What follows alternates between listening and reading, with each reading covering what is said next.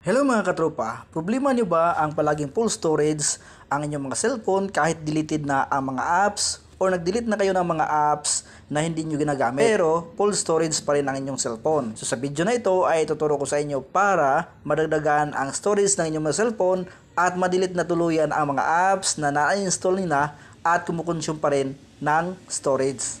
Unang-una mga katropa, open natin ang Play Store at i-click natin ang ating profile. At i-click itong My Apps and Games. At i-click itong Manage.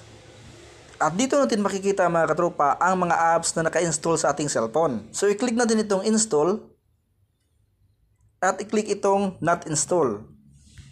At dito mga katropa makikita natin ang mga apps na na-delete natin pero kumukonsume pa rin ng mga MB or kumukonsume pa rin ng memory sa ating cellphone. Makikita natin dito kung ilang MB ang kinakain or kinoconsume niya sa ating cellphone.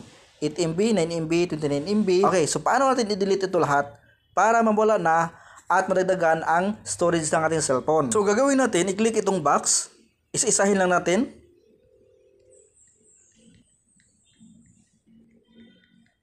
So kapag naka-check na yan lahat, i-click itong delete sign. Okay, click natin. At i-click itong remove. So kung mayroon pa rin, so isa-isahin nyo lang para ma-delete na lahat ang mga apps na na-uninstall ninyo pero nag-consume pa rin ng memory sa inyong cellphone.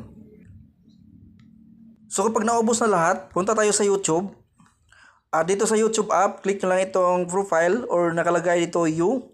Tapos scroll lang konti, hanapin nyo itong downloads. Click nyo lang. At dito makikita nyo ang mga na-download na mga video. So mga nakasave or na-download na mga videos na hindi kayo gumawa or mga anak ninyo ang gumawa, bigla itong na-download at dito makikita sa download ng YouTube. So paano ito i-remove? So i-click lang itong 3 dots at delete from download.